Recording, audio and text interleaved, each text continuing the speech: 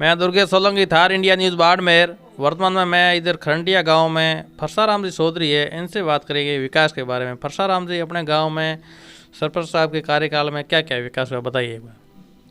Sir, हमारे गांव में हमने 2020 में सरपंच का चुनाव जीता था। उसके बाद में हमें हमारे कार्यकाल में 250 से लगभग ऊपर अपने नरेगा के टाँके निर्माण करवा दिए और 84 के समथिंग क्लस्टर के टाँके बना दिए और 43 के समथिंग अपने जो जल जीवन मिशन के उसके टाँके बनवा दिए। और उसके बाद 8 रोडें हमने ग्रेवल सड़कें बनवा दी और 4 रोडें डामरीकरण करवा दी। और उसके बाद 2 उप स्वास्थ्य केंद्र बनवा दिए, एक अपने त्रिशूलिया में बना था और दूसरा नया खरंडिया में बना था।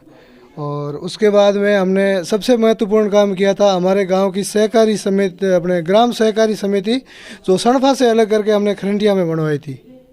और उसके बाद में हमने एक प्राइमरी स्कूल थी जो गोदारो का सराय, उसको हमने प्राइमरी से अपने इंग्लिश मीडियम में कन्वर्ट करवाई। और एक स्कूल थी जो धौलाडेर में है, उसको अपने प्राथमिक से उच्च प्राथमिक में कन्वर्ट करवाई। और एक जो खरंडिया मुख्यालय पे स्कूल है उसको हमने अपने माध्यमिक से उच्च माध्यमिक में कन्वर्ट करवाई। और उसके बाद अपने एक खरंडिया मुख्यालय पे स्कूल पे और एक नया खरंडिया स्कूल में 2 लाइब्रेरी हॉल बनवाए और 2 सारागाह का निर्माण करवाया और 2 अपने नाडी का इंटरलॉकिंग उसको पक्की तैयार करवाई। और छोटे बड़े शौचालय भी काफ़ी स्कूलों में बनवाए और गांव के मुख्यालय पे भी 1-2 शौचालय बनवाए।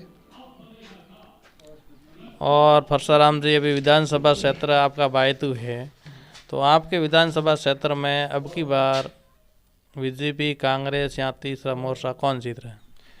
अपने मेरे हिसाब से बीजेपी का बहुमत से निकलती नज़र आ रही है।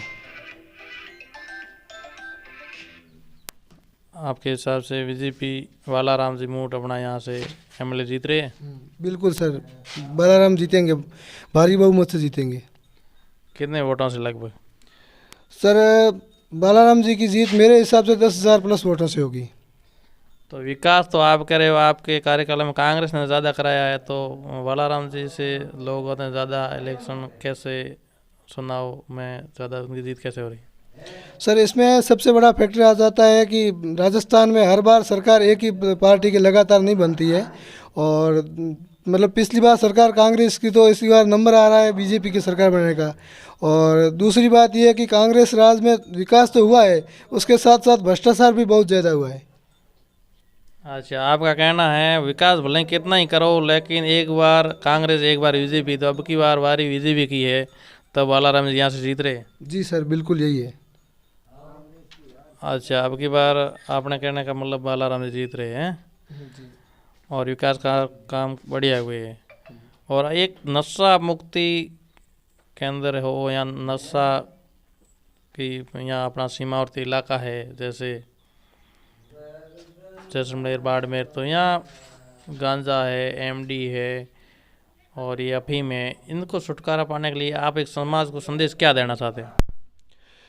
सर, मैं समाज में लोगों से यही निवेदन करूंगा कि जो भी अपने बूढ़े बुजुर्ग ये अफीम का नशा करते हैं, जो भी नशा करते हैं, वो बच्चों को दूर रखें। और सामाजिक प्रोग्राम होता है उसके अंदर ये नशे को कम से कम उपयोग में लाया जाए, इसके लगाम रखे। और यहाँ से प्रशासन पावर हो कैसे भी करके इस नशे मुक्ति, नशा एक शरीर को नाश करता है, तो इनको यही संदेश देना चाहिए भाई इस नशे से दूर रहे। ये आपको प्रत्येक समाज में कहीं आना जाना है, सामाजिक प्रोग्राम है, तो यही संदेश दिया करो। जी सर। मैं दुर्गेश सोलंकी, थार इंडिया न्यूज़ बाड़मेर।